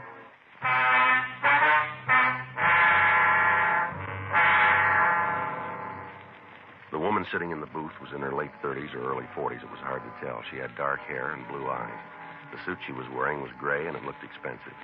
After the bartender introduced us, she told him to bring a drink, and then she motioned me to sit down. Your name's Joe Frizee, is that right? Yeah. Alf tells me you want some action. Nellie gave you the story. How do I know you're a legitimate dealer? You don't. Still, you want me to go out on a limb and turn over 2 ounces of heroin to you. I'm willing to pay for it, lady. Where's it going to go? Up north. A lot of ground. Sacramento. You got the route to get rid of it? They're waiting for it now. Go in, and I should tell you I haven't got 2 ounces. Well, and I'm wasting my time. But I can get it. How soon? Sit down. All right. How quick do you need it? I want to leave town in a couple of days. I told Al. You working alone? I don't see how that figures in the price. You're wrong. What? H we've got goes for $4.50 an ounce. It's pretty high. It's the best we can get. Should be. If you want to make a deal, the price comes down. No, I can't swing more than 2 ounces. Even if the price was dropped? How much? To $3.50. No, it doesn't fit. What's the angle? If you're on your own, it must get a little tiresome to have to carry the load by yourself. Maybe. I was thinking that maybe you'd like a partner. You? That's what I had in mind. No go. Why? Oh, a lot of reasons. Mainly because I don't need anybody. Then it's going to cost you $4.50. Well, I figured that going in. When do you want the stuff? Tomorrow night will do. It'll have to be late. We got it coming in then. From where? The price doesn't include that. Okay. Where do I pick the H up? Alf will call you. He'll give you the time and the place. Well, if it's high grade, I might want some more. You can pay our price. You'll get it. It's all right. You're making a big mistake, Joe. That's so? Yeah. I got L.A. sewed up good and tight. Good distribution. All the product I need. You got the North. We put them together. We could both come out real well. No, I told you before. I don't need partners. You might be wrong, Joe. What? You might already have one.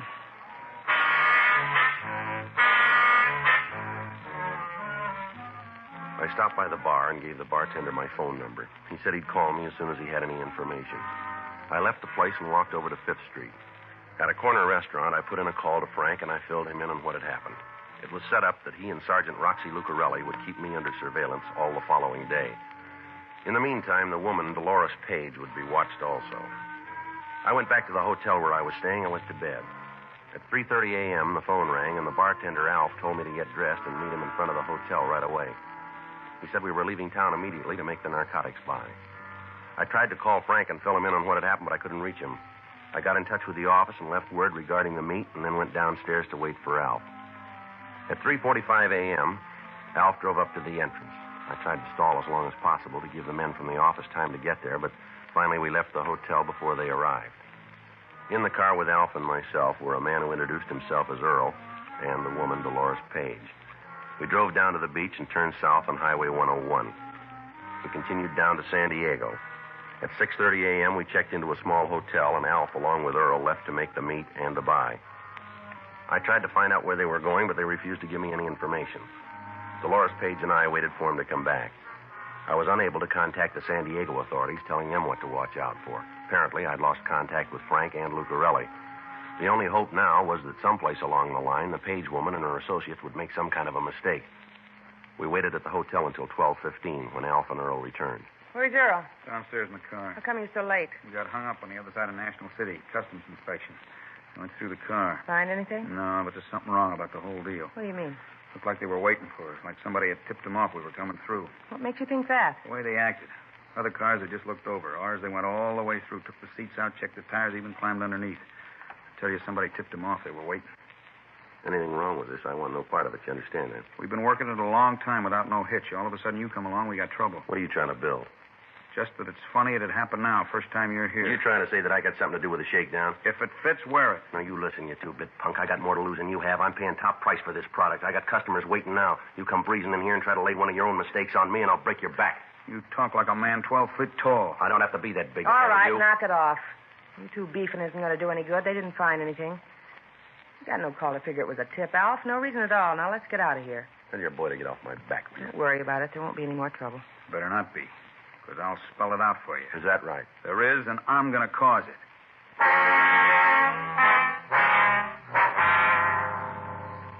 The three of us went downstairs and got into the car. We started the drive back to Los Angeles. From what I could find out, the narcotics buy had been made in Mexico, but the heroin was not in the car we were driving. We continued up the coast. Just south of Oceanside, California, we began to follow a large bus. As we drove, I noticed that Alf was being careful to keep the vehicle in sight. At San Clemente, the bus pulled into a small roadside restaurant for a rest stop. We parked immediately in back of it. Alf got out of the car and approached the bus. He walked up to the rear of the vehicle, reached under the rear bumper, and removed a small package wrapped in waterproof material. He checked the contents, and then he walked back to the car. Get it? Yeah, right where we put the stuff. Get in. Let me have it. Here. Here it is, Joe. Got the money? You want to wrap it up right here? No reason not to. Why don't we wait till we get back to town? It'll be easier there. You got any special reason to wait? No? Got the money? Yep. Then why wait? Well, let me see what I'm buying. Here. Well, it looks all right. The best we can buy. You don't have to taste it. What are you trying to pull? What? What are you trying to sell me? This stuff's no good. You're not going to stick me $4.50 for this junk? You made the deal. And I'm leaving it. I want no part of it. It's a little late to come up with that. You haven't been paid yet. We will be. Get out of the car. Leave him alone, Alf. We've done it your way all along. It hasn't worked out. From here in, I'm going to call it. You're doing it wrong, Alf. You let me worry about that. Get out, mister. Go on. Well, where to? Let's take a walk around the back of the buildings. Go ahead. Figure to kill me and come up with the money, too. Is that it? Keep walking. You know you're not going to get away with it, don't you? You keep buying those fairy tales. Maybe we can make a deal, Alf. Yeah? If you get the money, it doesn't make any difference about me, does it? What do you mean? Now, wait a minute. Suppose I give you the money. You got it clean. You don't have to roust me then, do you? Maybe I'll like shoving you around. I never did figure you on our side. Why? Because you knew Walt Gilmer. What happened to him doesn't make any difference to me. It don't read good, Joe. Right from the beginning, I didn't figure you. What do you mean? You set the deal up, didn't you? Looked like some fast change. I didn't count on this much McGill. It's not worth it. All this talk about Walt, what's he got to do with it? He was working with us, pushing. Got too wise. Thought he could do it without us. So you gave him a connection with Bad H, is that it? That's it. You kill me and Dolores isn't going to like it. You know that, don't you? The wheel just passed out of her hands. Come on, let's get it over with. All right. Where to? Back there. What are you trying to prove? All right, come on, Alf. Drop the gun. Drop it. Joe, you all right? Yeah. We've been right behind you since you left Dago. Yeah? How'd you work that? Well, I got the message you left at the office. We had a tail on the Page woman. Picked you up down south. How about her and that other fellow back there? Roxy's got him. Let me have your handcuffs, will you? Yeah, here. The bartender? Yeah. He copped out to giving Walt Gilmer the bad junk. Huh. That takes care of it then, huh? Yeah, come on, let's get him to the car. All right. Come on, get up. Well, I'm glad this one's over. Yeah. Well, you don't look any the worse for wear. All right. Sure. You didn't really have anything to worry about. Is that right? Well, sure. You don't mind me telling you that, do you? It's a good thing you weren't 2 minutes later. Huh? I might not have heard you.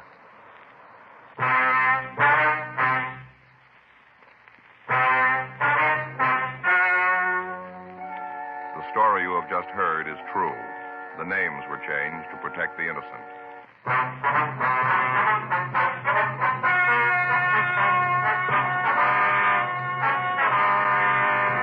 Dolores Marie Page and Alfred Giles Harnett were tried and convicted of murder in the first degree. David Alcott Flack was tried and convicted of using narcotics, and Earl Tyler Rockland was tried and convicted of possession of narcotics. They all received sentence as prescribed by law. Murder in the first degree is punishable by life imprisonment in the state penitentiary. Possession of narcotics, first offense, is punishable by imprisonment in the county jail for a period of not more than 1 year. Using narcotics is punishable by imprisonment in the county jail for a period of not more than 1 year. Dragnet. The story of your police force in action is a presentation of the United States Armed...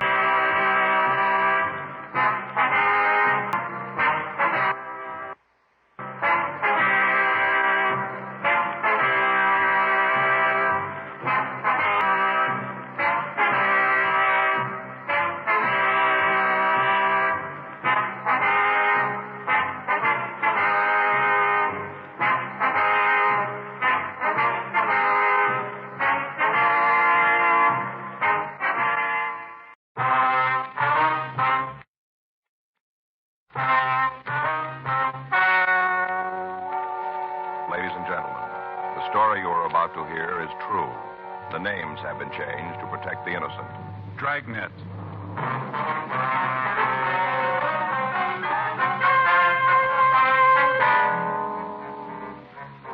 You're a detective sergeant. You're assigned to juvenile detail. A 13-year-old girl has disappeared from her home. There's reason to suspect foul play. Your job, investigate.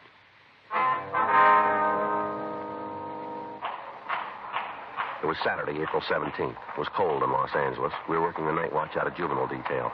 My partner's Frank Smith. The boss is Captain Powers. My name's Friday. I was on my way back from the 4th floor, and it was 11:52 p.m. when I got down to the main floor. Squad room. That you, Joe? Yeah. How'd it go? Oh, not too good.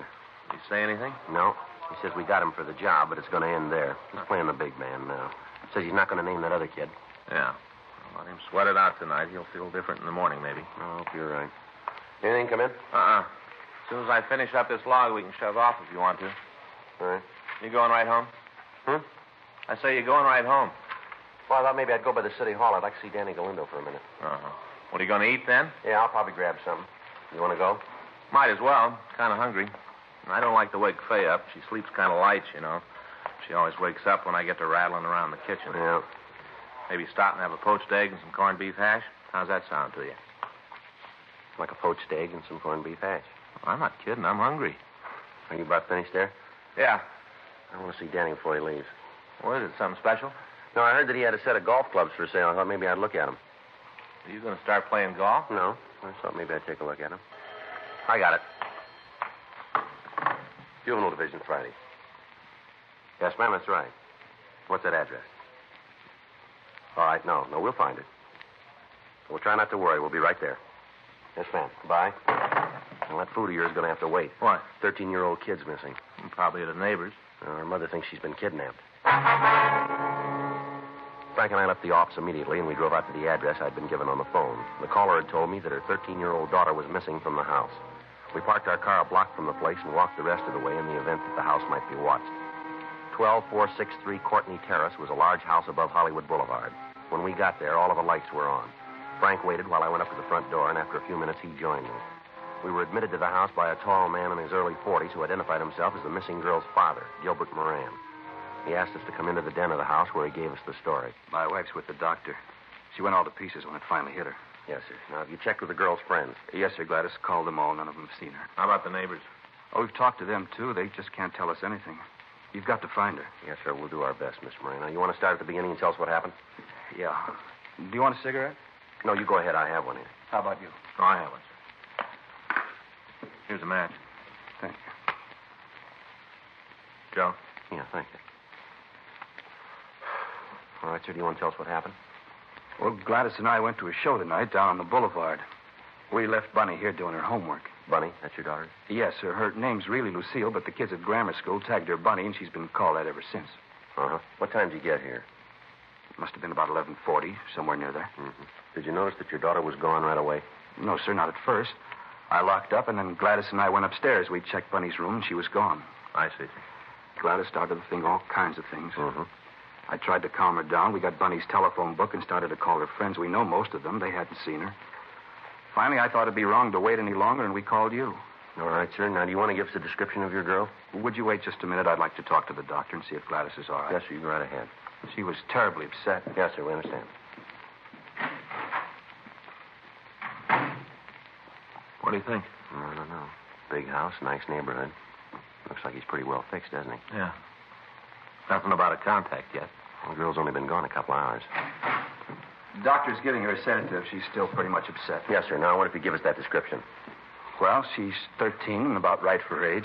Well, how do you mean, sir? She's about 4 feet 8, weighs around 80 pounds. What color's her hair? Dark blonde. She was always after her mother to let her use one of those rinses to make it lighter. Gladys said she should wait. I see. How about her eyes? Sort of brown, light. We used to tell her that she had honey-colored eyes, a sort of golden brown, real long eyelashes.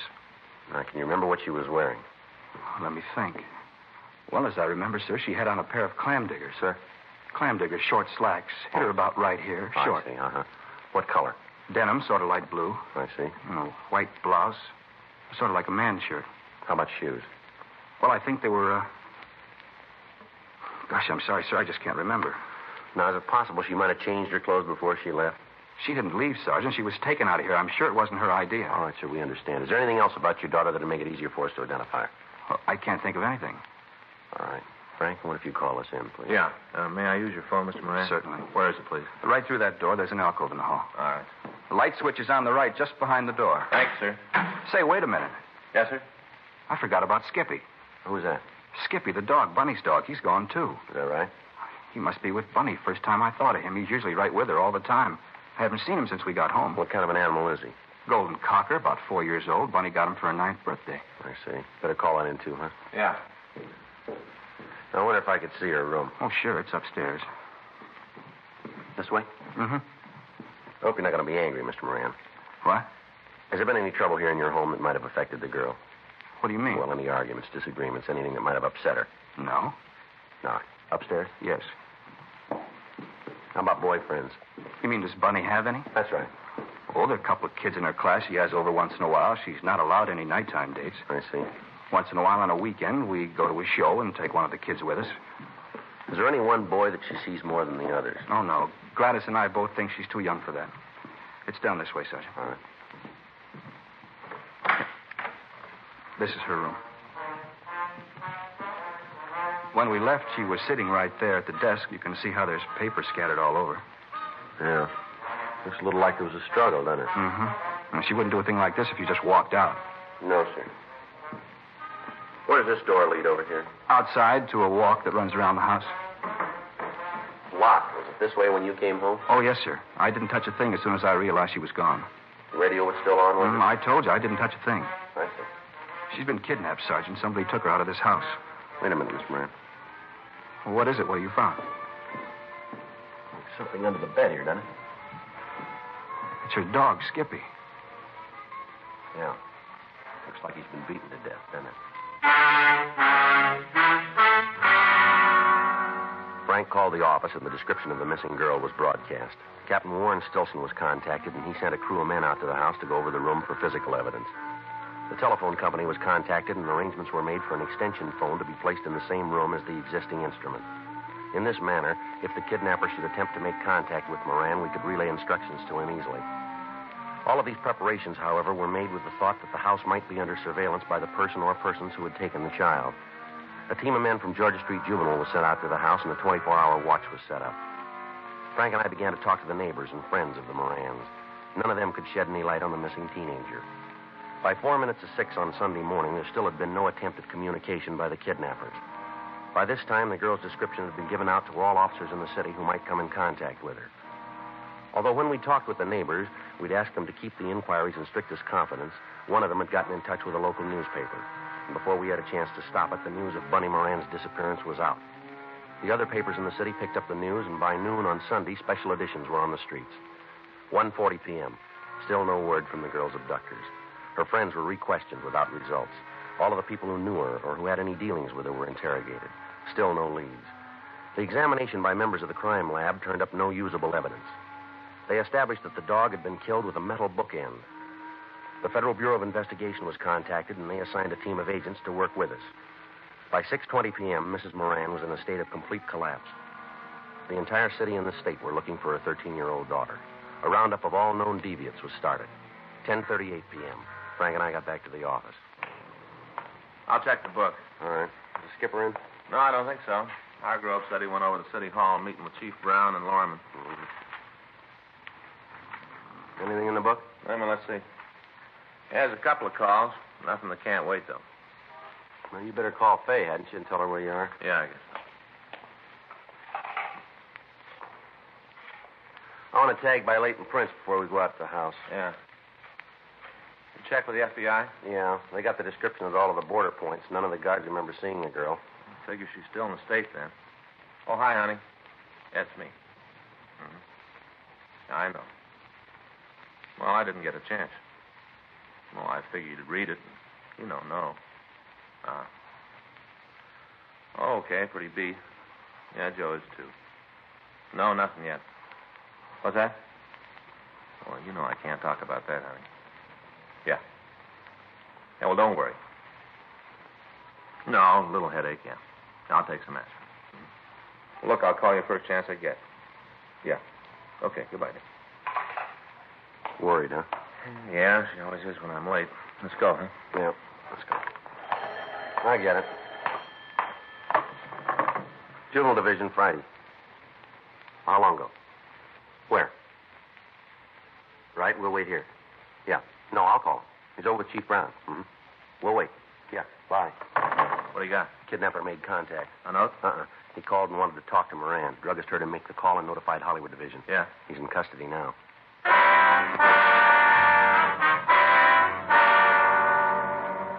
Frank and I waited until the suspect was brought into the office for questioning. He'd been apprehended in a drugstore while he was on the phone talking to Mr. Moran.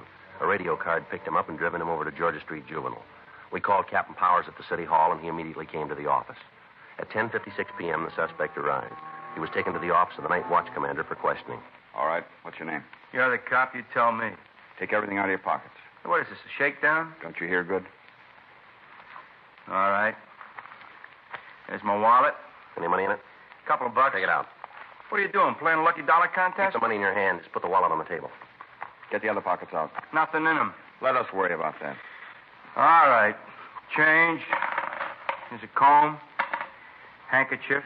Clean, too. Matches. Cigarettes. Here's a pen and pencil set. Couple more pennies. That's it. Want to check it, Joe? Yeah. This your wallet? It was in my pocket. I asked you if it was yours. Yeah. Driver's license here. Is your true name? Better read it so you can have it in the record. Mark Lawrence Lansdale. That's your true name? It's what it says. You still live at the same address? Yeah.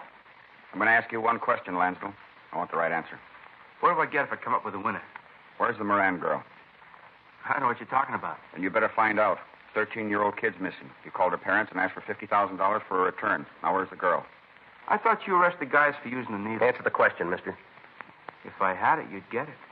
All right, mister. I'm going to ask you once more. Where's the girl? I don't know what you're talking about. You think you're pretty big, don't you? I'll answer that one for you. You do that, will you? You say this girl's been kidnapped. All right? This is your party.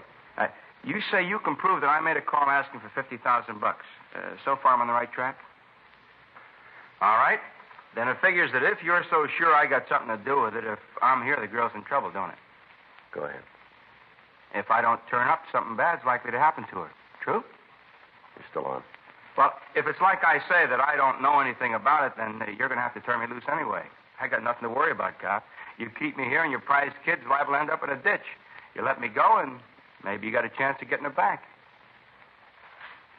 I'm going to spell it out for you, Lansville, and you listen good. There's nothing getting you out of here, nothing. I got 2 kids of my own, and I know how those parents feel. I'm on their side. If anything happens to that girl, you won't forget it for the rest of your life. And if I've got anything to say about it, that won't be very long. I'll pull every string I know to see that I get to take you to the joint and strap you in the chair myself. If you harm that kid in any way, you won't live long enough to regret it. Big man with a badge. I get it. Juvenile Friday. He's right here. Where? All right, I'll tell him. No? All right, fine, bye. The Hollywood station, Skipper. Yeah? They found the girl. The call had come from the Hollywood police station telling us that the Moran girl had been found. We contacted Lieutenant Hartgrove and had Mark Lansdale held for further questioning. Frank, Captain Powers, and I left the office and drove to the Courtney Terrace address where the girl had been taken. When we got there was a uniformed officer standing by the front door. We went in and found Mr. and Mrs. Moran with their daughter Bunny waiting for us. The girl appeared to be all right. Her face was dirty and scratched. Her clothing was torn, but she appeared to be in good health. Are you hungry, dear? Would you like a bowl of soup or something? If it's not too much trouble. Not at all, honey. I'll get it right away. Now, you stop when you get tired. I will, Mother. You want to go ahead, Bunny? Yes. Where do you want me to begin? What happened on Saturday night? Daddy and Mother went to a show. I was upstairs doing my homework. I see. I guess I was up there a half an hour, maybe more. Seems like that long. Hard to tell when you're doing work, you know. Yeah. Anyway, the first thing I knew, there was somebody at the front door. I heard the bell and went downstairs. There were 2 men there. I see. They asked if my mother and father were home. I told them no, that they'd gone out. Mm-hmm. And then they told me that they knew that all the time.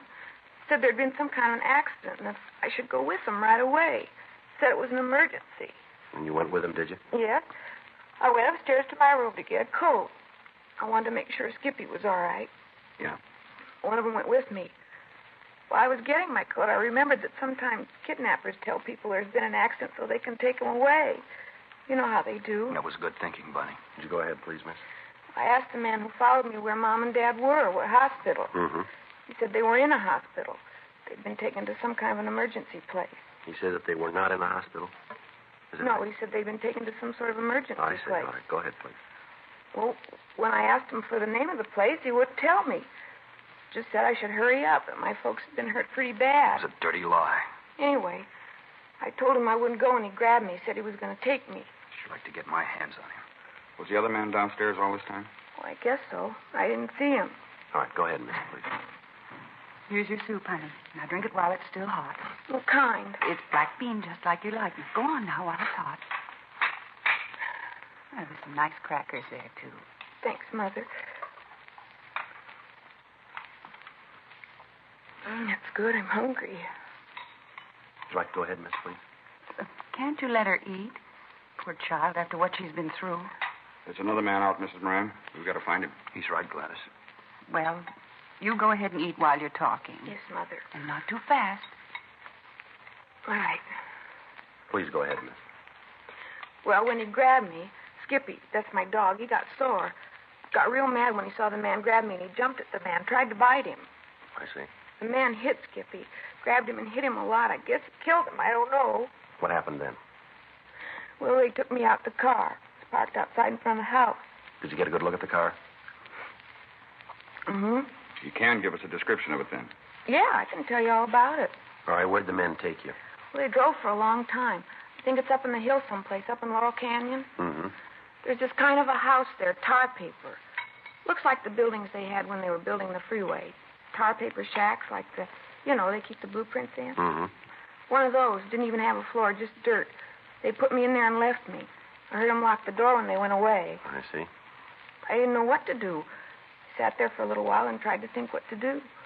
Did they have you tied in any way? Yeah, they had ropes around my hands and around my feet. Mm-hmm. I fell asleep after a while. Cried for a while and then fell asleep. Oh, my poor baby. I guess it was morning when I woke up. I couldn't tell too good because there wasn't any window in the shack, just the walls and no floor. Mm-hmm. First, when I woke up, I didn't know where I was, and I remembered. Did either of the men come back at all? No, I sat there for a while, and then I tried to think of some way I could get away. Yeah. There was a whiskey bottle on the floor, and I kicked it until I broke it. Then I took one of the pieces and cut the ropes on my hands. I untied my feet and then just went around the shack kicking the walls until I found a place that wasn't strong. I found one and I crawled through. Mm-hmm. What'd you do then? I started to walk. It was pretty late by that time, and I started to walk down the road. I was looking for a house. Mm-hmm. I got to a street and walked along it for a while. There weren't many cars, but a truck came along, and the driver stopped and gave me a lift. Drove me to Laurel and Hollywood Boulevard and then let me out. Yeah.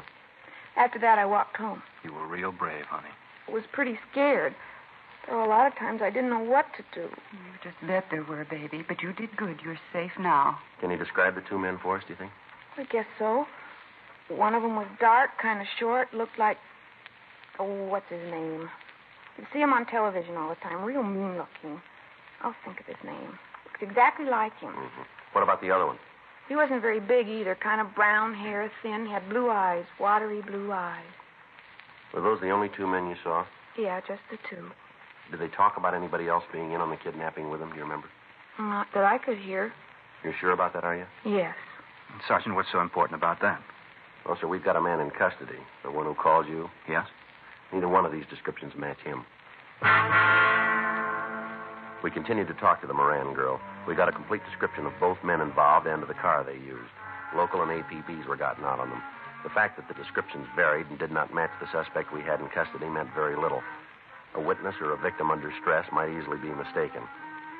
We talked with a family doctor, and he told us that after a good night's sleep, the girl would be able to cooperate with us completely. The following morning, Monday, April 19th, a special show-up was arranged at the main jail.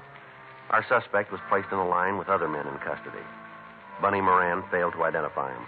Frank and I took her over to the city hall and had her look through mug shots that had been pulled from packages as a result of the run by the stats office. She was unable to point out a suspect. 1:40 p.m. We asked her if she could show us the shack where she'd been held captive. She said she could. We called her parents and told them where we were going, and then we left the office. We picked up a policewoman and drove out the freeway to Sunset Boulevard and turned off. When we got to Laurel Canyon Boulevard, we drove past Lookout Mountain Avenue, and then we turned left onto a dirt road. We drove for about a mile and a half. There was no sign of any type of building. It's right up ahead around the next corner. You sure you're on the right road? Yeah, I remember walking down this one. It's right. Hey, that's as far as we can go. Dead end. Maybe I did make a mistake. Maybe I did. I was sure it was along here, but maybe I was wrong. It might have been the next road up. You know, the one past where we turned off? Uh-huh. You want to turn around, Frank? Yeah. Oh, sure am sorry about it. That's all right, miss. Guess it seems like a wild goose chase, huh? No. Sure hope not. I know where it is. I just got mixed up. All right. We'll find it. I'm sure we will. Mm-hmm. Can't just disappear, can it? No, not likely. It's here someplace. You'll see. Yeah, we'll see.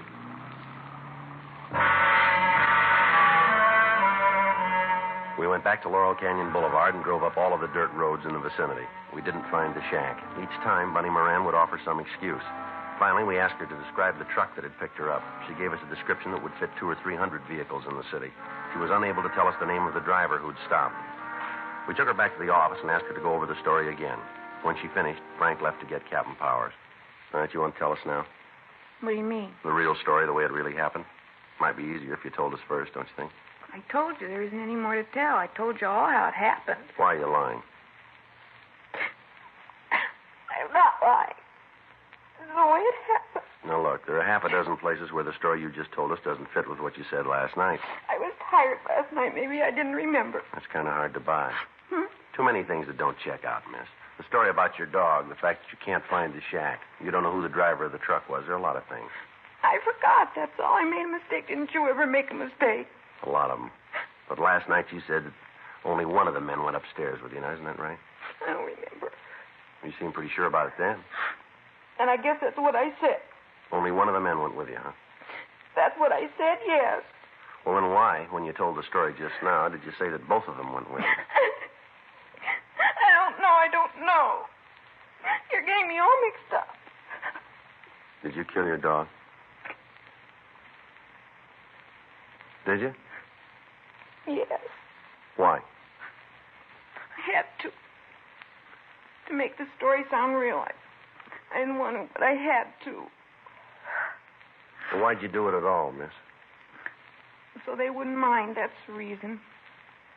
What do you mean, so who wouldn't mind? You'll think it's silly. You won't think it's a good reason. Why'd you tell me anyway, huh? Because I was failing. What? I flunked at school. I flunked and I didn't want my folks to know. They'd be real mad. Real mad. So you figured this kidnap thing out, huh? Played it that way. Yes. I thought that if something bad happened to me, they'd be so glad to have me back it wouldn't matter about my flunking. The whole thing was a lie from the beginning to end, huh? Yes. All of it. All right, youngster, we better get going. Where? We'll take you home. You going to tell my folks about it? We haven't got much choice, have we? They'll be mad. Madder than they've ever been. Well, I guess they will. What'll I tell them? What'll I say? Well, I'll tell you, why don't you try something different? Huh? Tell them the truth.